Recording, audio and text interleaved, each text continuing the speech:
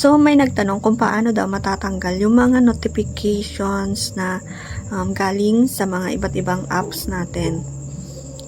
Like Chrome, what else? Share It. Ayan. Once na inopen natin yung data or nag-connect tayo sa Wi-Fi, so panay receive na ng mga notifications. So, ano ang dapat natin gawin? So, kung interesado ka, just watch this video. Example, ang gusto nating i-off ng notifications ay yung Chrome. So, punta lang tayo dun sa app na Chrome and then, pindutin natin yung sa may arrow. Dun sa taas, tapos, piliin natin yung settings. Tapos, hanapin natin dito yung notifications. Ayan, punta tayo dyan. Tapos, ayan, i-turn off lang natin yung all Chrome notifications. So, ganun lang po kasimple.